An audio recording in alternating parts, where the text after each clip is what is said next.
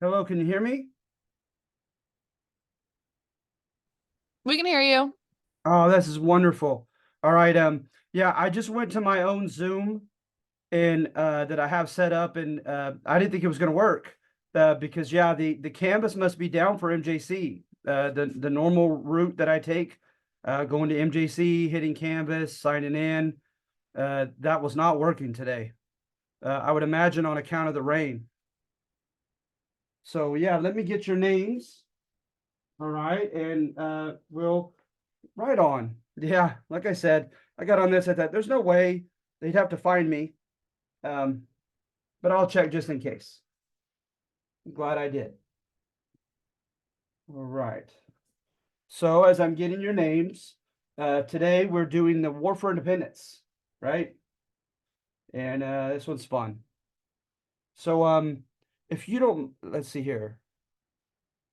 So if you don't mind me giving a little bit of the context, I probably won't be as thorough as usual because I'm being lazy.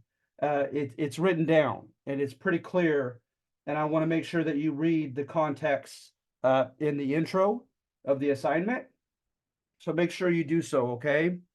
But in that context, what you'll find are a few things that, because there are definitely different historiographical approaches to the War for Independence that we're going to get into today. And but I feel like regardless of what your slant is, it's important to know the following as events that were, transpiring up into the War for Independence that had a uh, likely had some type of connection in one way or another to the War for Independence.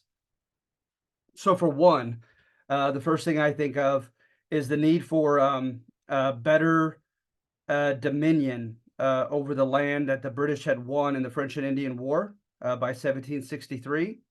So they and the French, right? The French kept coming in from the Mississippi, and they went as far as Pittsburgh with Fort Duquesne, and the British gave them an ultimatum to move back toward the Mississippi, and the French would not. And matter of fact, in a famous case with George Washington, there was an altercation between two individuals, and it erupted into a battle.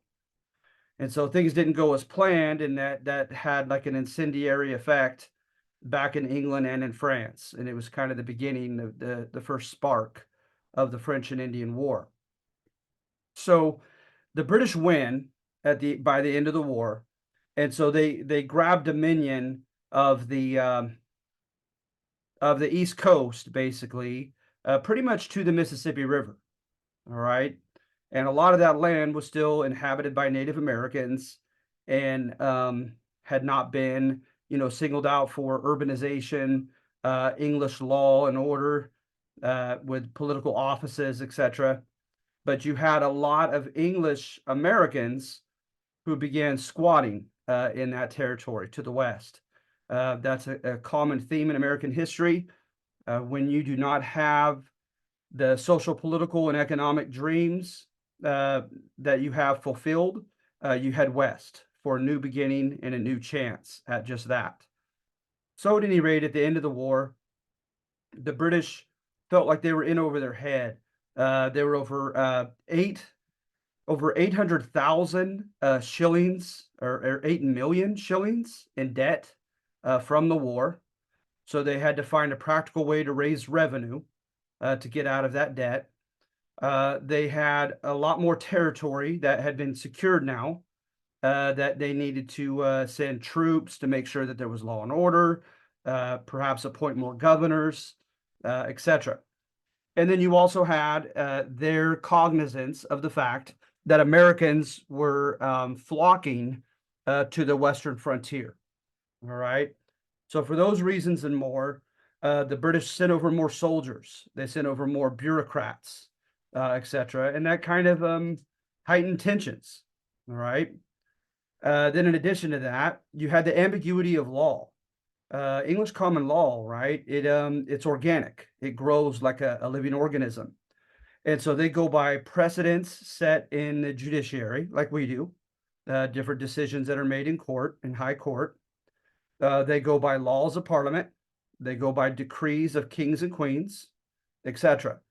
And it sometimes, right, those decisions and those decrees and those laws are at odds with one another. They seem to not be congruent at all. And then that takes another big decision or another administration to figure that out. What the English love about this is that it's balanced and that it's gradual, right? And so there were no big upheavals, like you have with the French Revolution. Change is incremental, step by step. But the problem with it is, right, is it opens up room for ambiguity, for uncertainty about, okay, where exactly do I stand as an English subject? And an English subject was a citizen. Okay. So for instance, you had the Union with Scotland in 1707, forming modern day Great Britain.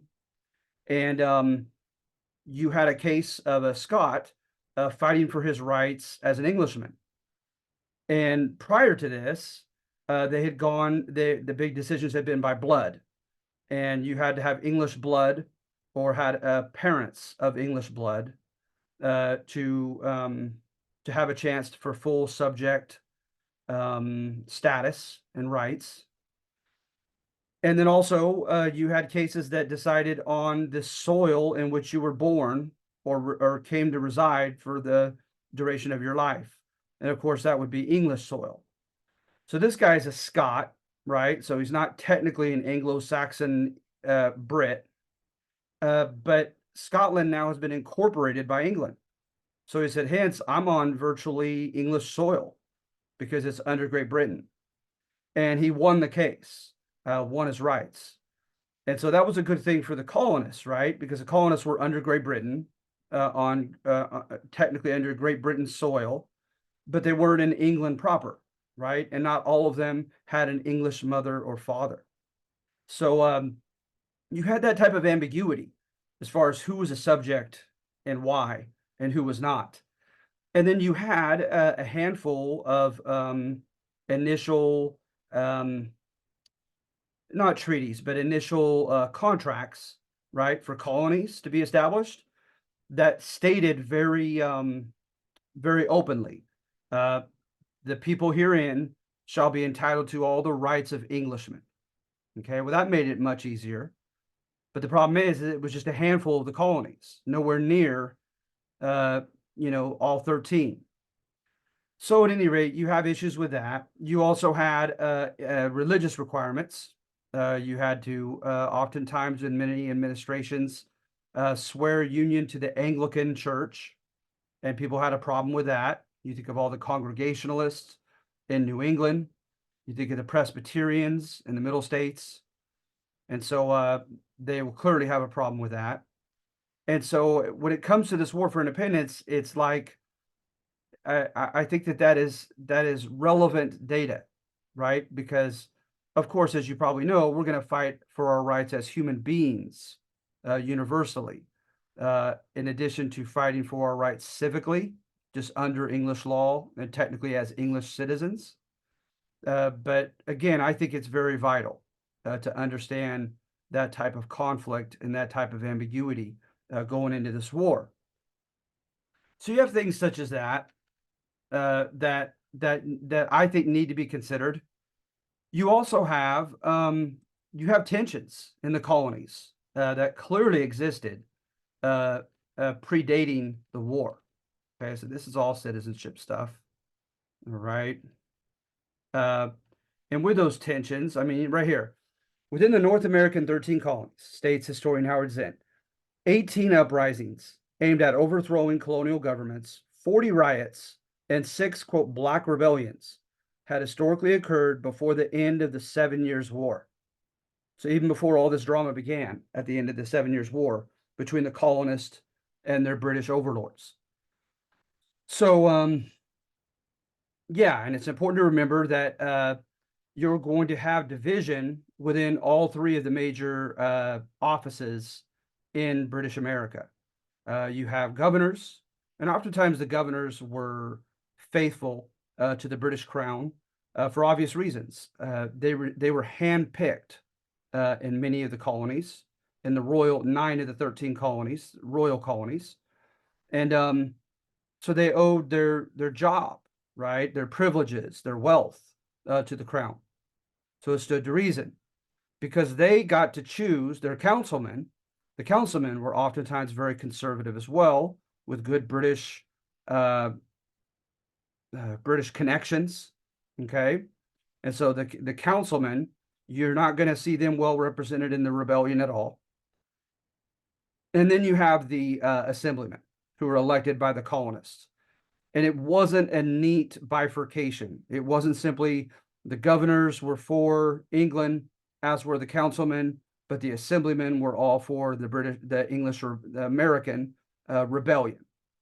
However, many of the leaders, who would later be known as the Founding Fathers, would be assemblymen, okay, elected by the colonists, which makes some sense. So politically, you had oftentimes people go to the western part of their colony, and they found there was a common grievance in the primary sources, is they said that when it came to the requirements and the costs of being a subject, they had to clearly pay them. People would come, send tax collectors. When it was time to be drawn up with the militia during a rebellion, they were called up. So it's like the guys in the well-connected eastern seaboard knew when to come to the west to get what was theirs and to get what they needed from the frontiersmen. But then when it came time for the frontiersmen to be in need of them, protection from Native Americans, because again, they're oftentimes squatting on Native American inhabited land.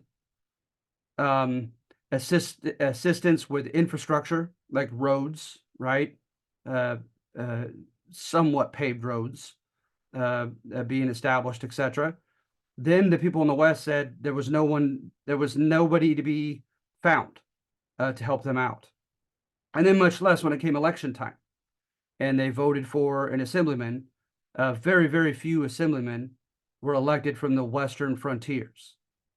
Okay, so they felt like they weren't properly represented.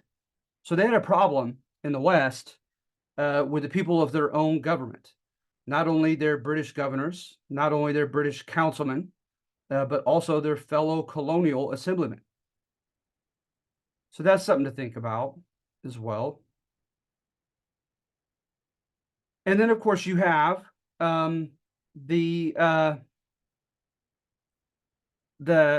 Enlightenments, and I don't want to get too much into them because I think they're number 2.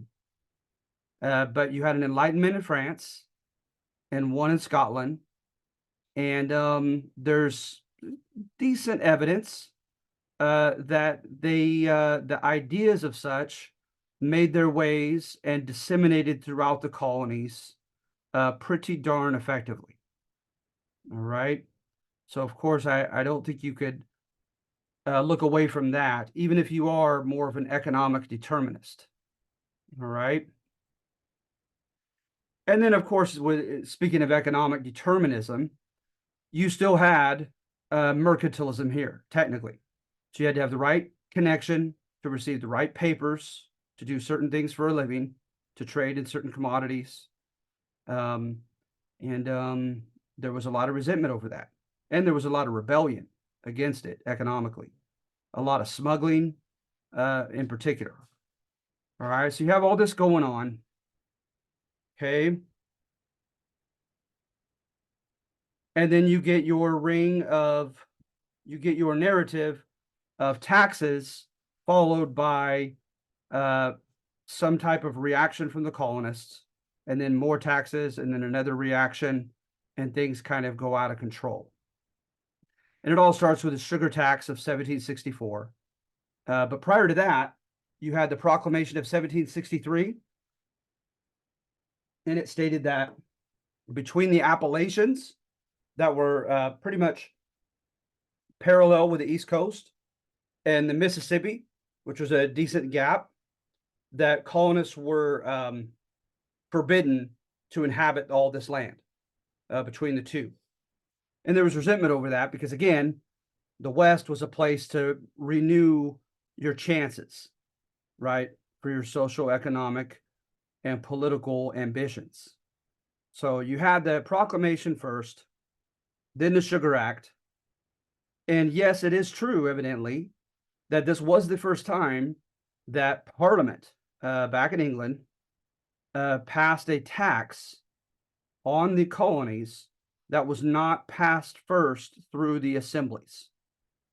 Okay, so they did kind of develop a legacy, if you will, and an expectation that their own elected assemblymen give their consent to being taxed. And this clearly was not the case anymore at the end of the French and Indian War. So the British gave a sugar tax. They also ordered their, oh gosh, what's the name of the gentleman? They were part of the Navy, and they were basically the highway patrolmen in charge of carrying out the mercantilist restriction acts, which were known as the navigation laws when they put them into law. And so they carried out the navigation laws. So if you were, found smuggling, if they caught you, they started a new precedent, and that is they started to take you to a naval court to try you. Okay, and that was a new scary thing, because prior to this, the colonies had developed the tradition of trying their own suspect smugglers. And no, they didn't always let them off the hook just because they were fellow colonists, with a sense of kind of, being brethren as a fellow faction. But still, they like that idea that you're being tried by your peers, basically. And the British took that away. And they were called vice admiralty courts. And you were to appear to the Navy in a vice admiralty court if caught by their highway patrolmen, if you will. All right, they're customs collectors. So in addition to that, it just starts off, like the colonists say, what was it, two or three colonies stated that there was economic damage done by this new tax, and they didn't want any more in the future. Rhode Island, always kind of acting alone, said that the tax was unconstitutional without the assemblyman's permission, and therefore they were not going to collect it in Rhode Island. And so then they dropped the tax, okay, and then they give the infamous stamp tax in 1765, and with the stamp tax, it hit more people. And in particular, it hit entrepreneurs who had businesses and lawyers, etc. Groups of people who were very ambitious, very proud, and very already skilled at trying to use their power as a lobbyist group, right, to fight for their economic rights. So there was a bad group of people to provoke, historians say. So with the stamp tax, that's when things start to get out of hand. You had riots, particularly in Boston. Shortly thereafter, you had an incident in Rhode Island where people refused to be pulled over by the customs collectors, and they ended up getting in a naval battle with the British customs collectors, and they killed the customs collectors and sunk their ship, their British ship. And then, of course, British Parliament and the King, George III, wanted them found and punished. But then you have something interesting, is the assemblymen from 9 colonies decide to meet up, and they issue the Stamp Act resolution.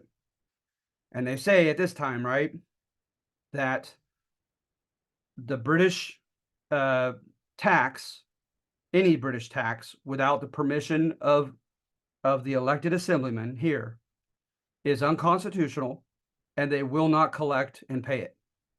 So it's kind of a form of like, civil disobedience. But what's also interesting is they decided to create, it took a year or two, at least a year or two, if not more, to really organize and create the committees of correspondence.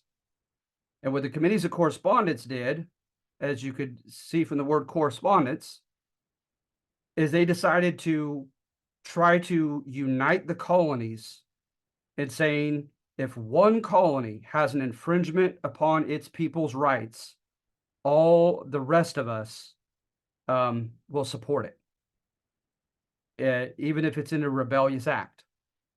All right. And so they want to keep a line of communication and kind of an alliance together through these committees of correspondence. So that's when things really start getting out of hand. Okay. And I'll let you read the rest.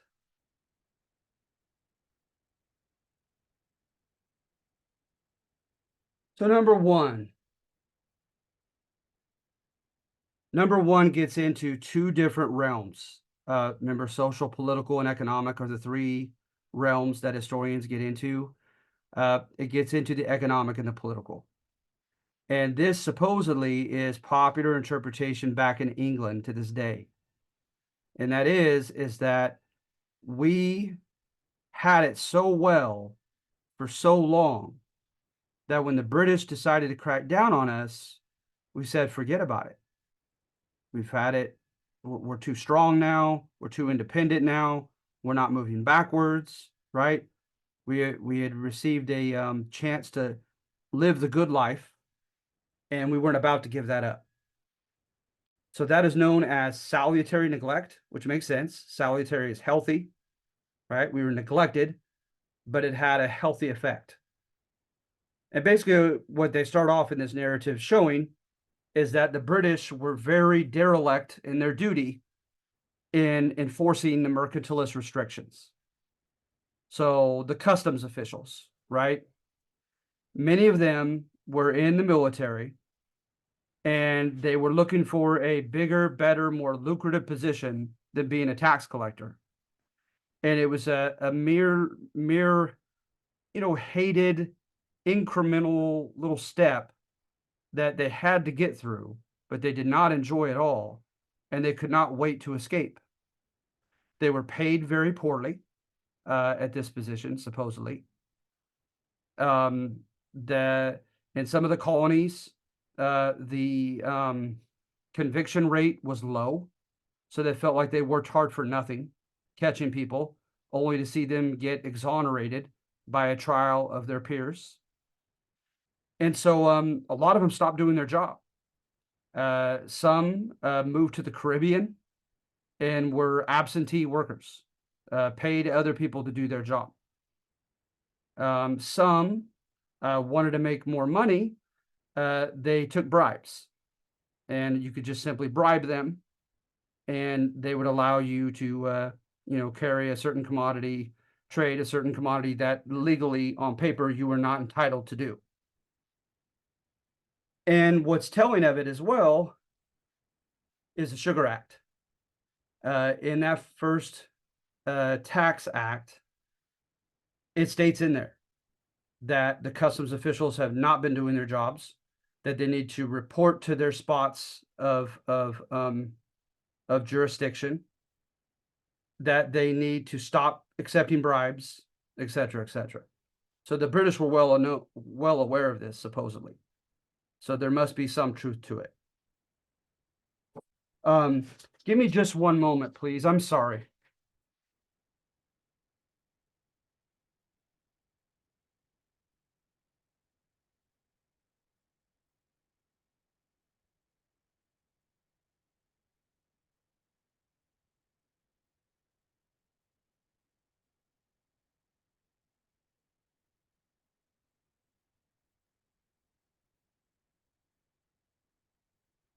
Sorry about that. My son was locked out. So at any rate, you do have evidence of that. So what we did is we flaunted those rules. There's evidence of Americans largely doing what they wanted to do economically, whether that was starting a trade despite not having a formal connection to a guild. Yeah, they were still called guilds at that time for the medieval time period. Whether it was trading in a high marked commodity like slaves and sugar and tobacco without the proper papers, then they did that. So at any rate, the argument goes is that we individually and as 13 colonies, we enriched ourselves from this defiance of the mercantilist restrictions economically. And then politically, you could see how, and I tried to give evidence in exact years and exact colonies, whereby assemblies gained a lot of power. In some of these colonies, they demanded that their governors be elected. They determined their governors' salaries. They, of course, exercised the right to concede and give their permission to taxes and so forth. So hence, at the end of 1763, the end of the French and Indian War, the British tried to crack down. And we weren't having it. So you see here at the bottom, they were not fed up with restrictions and tyranny. They merely fought to keep a good thing going. So that's known as the salutary neglect thesis, okay? Number 2 is the romantic one. I like this one. Number 2 states that we had a bona fide revolution. And remember, to have a revolution, you're supposed to have a political, economic, and social 180-degree turn. All right? Where things just get very demonstrably different after you take over. And that's what we're claiming on number 2. And it's part of court history, right? And contending that we have a special nation. That any run-of-the-mill nation can be born on blood, on ambition, on power, on wealth. But it takes a special nation to be born on ideals. All right? So you look at the French Enlightenment. They concluded that while freedom, equality, accountability, and humanitarianism were natural and rational, tyranny, inequality, and privilege, arbitrary power, and intolerance were man-made corruptions of the original state of things and the source of mankind's woes, like misery, exploitation, rebellion, civil war, crime, violence, poverty, and ignorance. So what they did is the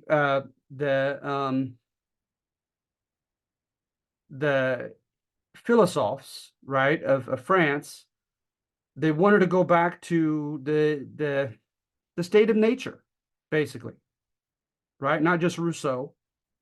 They wanted to go back to a state of nature. They wanted to go back to the way that, because they were deists, and they believed that God created everything like a well-orchestrated clock. And the best thing to do was to allow everything to operate in the natural, rational, scientific manner in which it was created.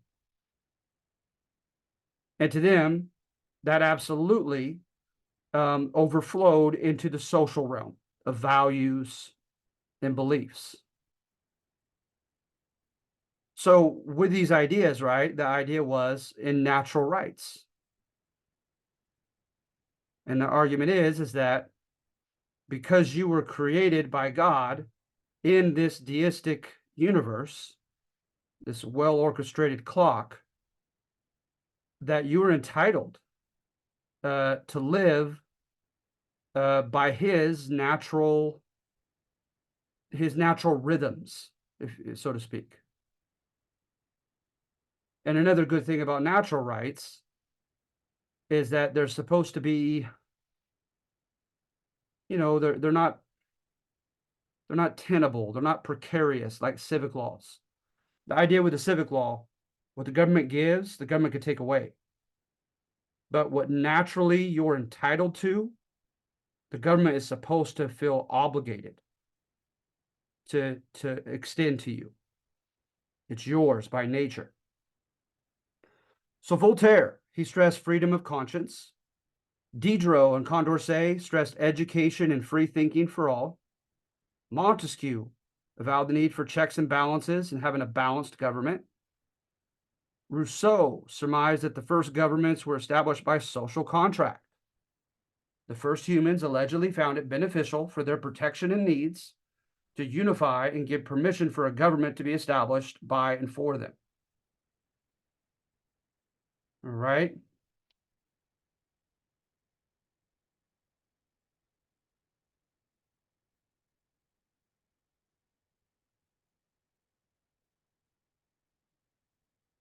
Then you have the Scottish liberals with their own kind of enlightenment. And with the Scottish liberals, they, in a nutshell, they were libertarian, right? Government don't tread on me. They were anti-big government, and they were for people living as unrestricted of a life with as much autonomy, right, to decide their own destiny and liberty as possible. Bolingbroke, Coleridge, John Wilkes, all these guys back in England and Scotland. And then what's interesting is you had a couple guys named Trenchard, Trenchard, and Gordon, and they put all this together. Okay, all these notions of natural rights and balance in government and accountability of rulers, right? As well as keeping the government as restricted as possible. And they infused into their philosophy the local news, the national news of England. And what they did is when they found a case in which George III or some of his leading lords in the House of Lords violated with their conduct one of these principal beliefs of the French or Scottish Enlightenment, they would show just exactly how they were violating them, how dangerous it was for them to violate them, to allow the English readers to know for themselves. And the name of their newspaper was Cato's Letters. Cato. And Cato was a symbol in Rome for a republic, right? For a representative government.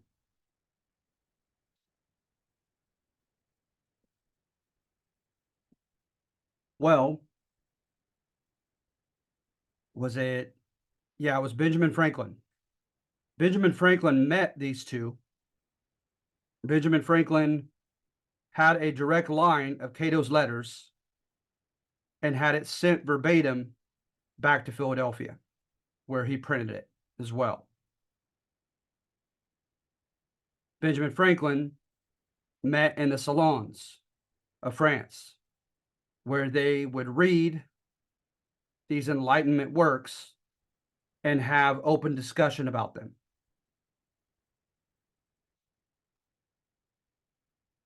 Thomas Jefferson read everything he can get his hands on, and he was fluent in French and could read in French as well. John Adams as well, and a guy named John Dickinson.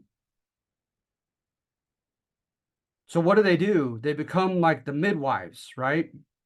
To help bring forth the birth of something here. They use their leisure time as wealthy men of letters. They use their education. Like I said, they could read this stuff in the original French. And they used their political skills to disseminate these ideas to the American public. All right. And what's interesting, according to Bernard Bailyn's book, is when you look at a lot of the most grassroots organizations, like for instance the Sons of the Revolution, the what else? There's another one, the Sons of Liberty.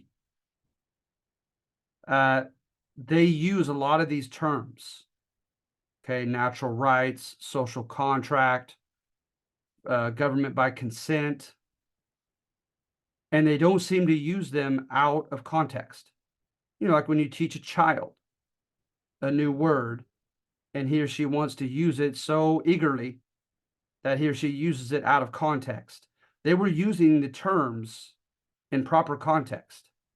Now, granted, a lot of these members of these organizations that were grassroots, they didn't know French. Some of them were scarcely above second level literacy in English. But they didn't have to read these works, right? Because the American intelligentsia, these leaders that I mentioned, like 4 of them, gentlemen like them could read the works.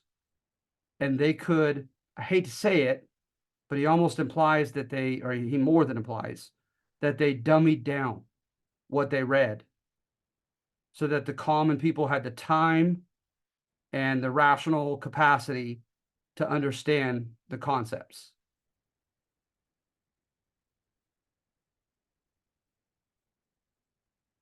So when all was said and done, we as a country had become enlightened. Our expectations had risen. We were demanding our natural rights. And like good Scots, like good Scottish liberals, we saw the danger whenever there was an infringement on those rights. That's why when you look at the taxes, they were not burdensome. They were not that high. But that wasn't the point, we said. They tax us 30 cents today. What are they going to tax us tomorrow, next year, next decade? To them, that was not a slippery slope fallacy. That's exactly how the eradication of liberty happens, is very incrementally, step by step. That's why they took significant symbolic importance to every tax without our permission.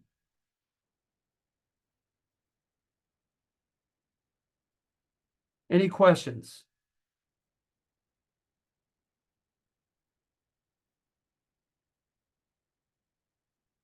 All right, revisionist history of George Washington. I would say, reading this book by Joseph Ellis, I would call this mildly revisionist. I really would. And I'll tell you why pretty soon. It's revisionist because in this book, George Washington is primarily concerned with his own ambitions. No doubt. He tries to rise up the military. And when it doesn't happen to his expectations, he gets furious, even rebellious.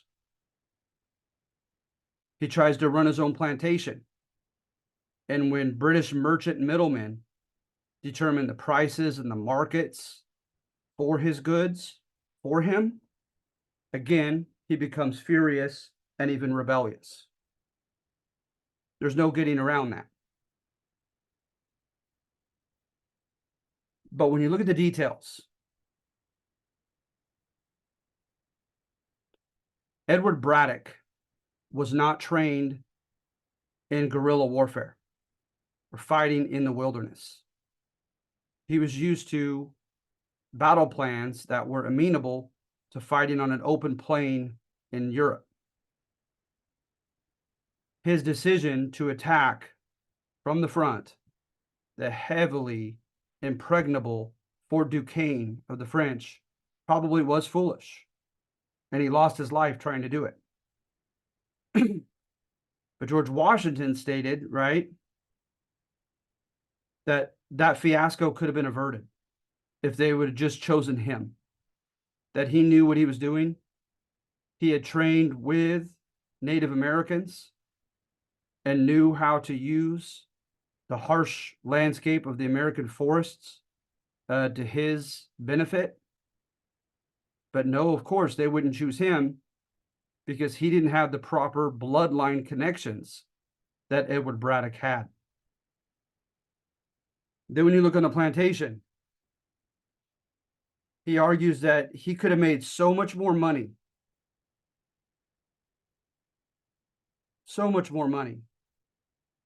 in running his own plantation than these, basically, he calls them morons, who run the British merchant company that determines where and for how much his goods are sold. But why? Because an old mercantilist law declares such. And again, Washington doesn't have the bloodline and connections to sell his own produce. And then when he hears about the Proclamation of 1763, he publicly tells Americans to defy it and to head west anyway. All right. So basically, I call this mildly revisionist because while, yes, his ambitions were thwarted and he was angry about that, and had his ambitions been met by the British, who knows, maybe he wouldn't have become the leader of the rebellion. However, his kind of overarching criticism was truly American. And that is that he hated the patronage system, patronage. Under the patronage system, you could only do what your superiors gave you, the patron support, right, to do. And he wanted a system of meritocracy. meritocracy. He wanted a system where people earned. They worked for and they earned the positions they got. And whoever was the most capable, whoever was the most intelligent, the most successful, ought to get the job and ought to have, liberty to determine their own destiny.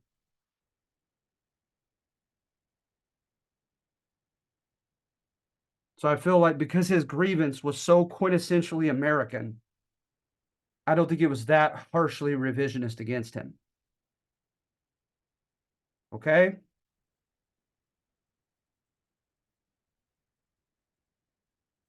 This, however, is, remember, Howard Zinn, this guy has been likened to iconoclasm.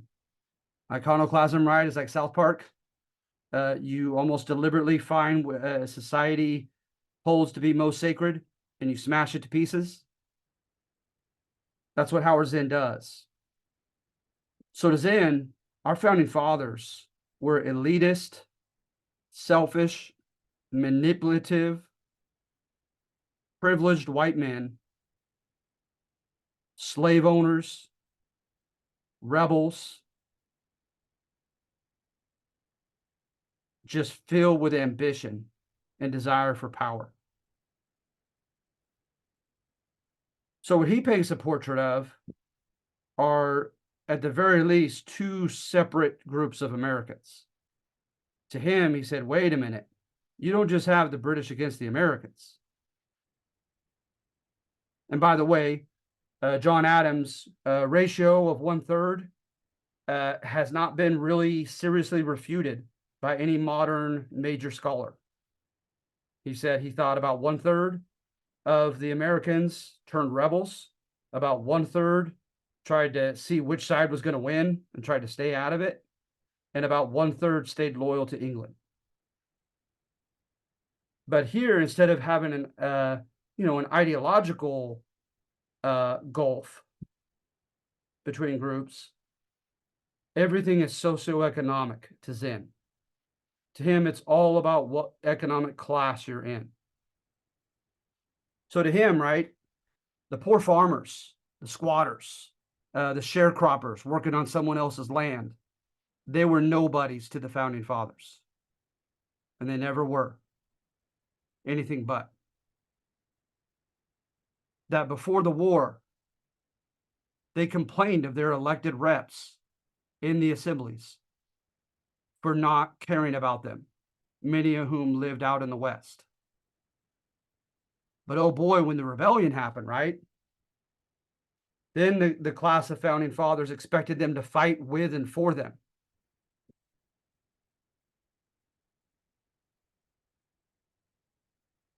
And he sees evidence that the poor, he thinks they had a cathartic moment during the Stamp Act riots. They just kind of went crazy in Boston. They went from neighborhood to neighborhood and just went inside and stole and broke everything inside all the nice houses. It does end, they weren't mad about some tax that most of them didn't even have to pay, because it was only when you had to apply paperwork at your job that you needed to pay this tax, the stamp. Said no. Said they were angry at a myriad of things toward the rich. And that means not only the British rich, but their fellow colonial rich as well. You have a letter from John Adams to Samuel Adams. He writes him and he says, hey, they're attacking our houses too. Can you control the mobs for us and tell them that their enemy is the British, not us? You have a basic quote like that. So I think you know where Zen's going. In order to deflect the wrath of the poor, the founding fathers somewhat hijacked the rebellion. They took it over. And they told the poor, we are not the source of your woes. The British are, and their system.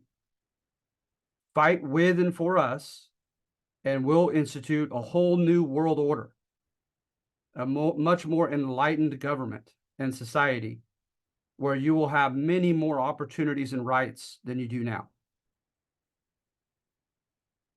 And then Zen sees evidence of this further in that the founding father leaders of the rebellious military, the Continental Army, had such a hard time keeping the poor regular soldiers fighting for them. You had several mutinies, some of which the leaders of the mutiny were publicly shot in front of all the Continental soldiers to watch. You had a need to bribe them, he said, offering them land in the Ohio Valley, offering them certificates, bond certificates, whereby the government would pay them money that they never had to lend. And so at any rate, it's interesting, but boy, is it cynical, this thesis. All right.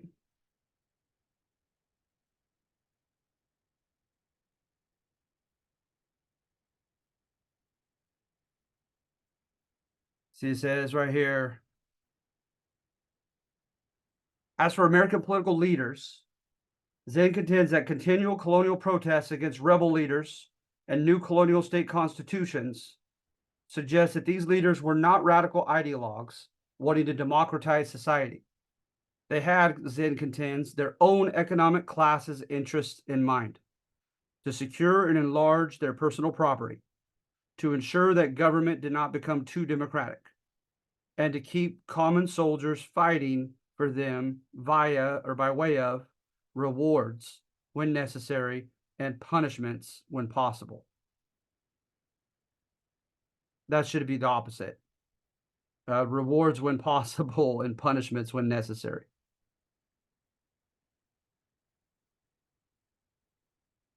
Zen quotes Hamilton to exemplify the attitude of the colonial elite.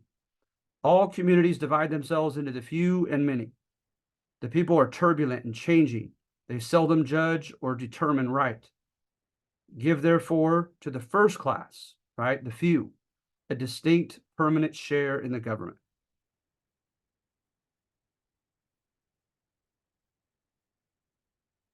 All right, so does anybody have any questions? That's number 4.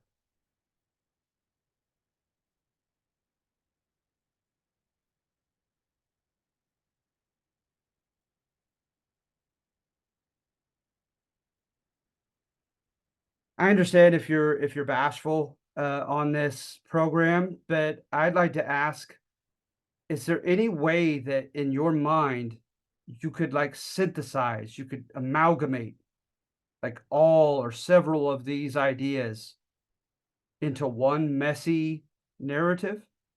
Do you think there's a little bit of truth to all of them? Do you lean more toward one than the other? And if so, why? Is it more of an emotional decision, like me with number 2, wanting to believe in the power of ideas? Or from your experiences and observations of humanity? And maybe you lean more toward the bottom one, the real cynical one of Zen? Anybody have any comments?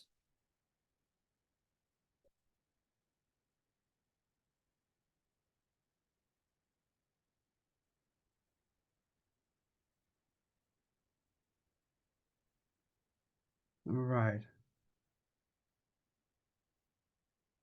All right, you guys, I have your names. That's it for today, if that's okay with you. Thank you. Thank you. You guys have a nice week. Have a good day. Thank you. Thank you. You too.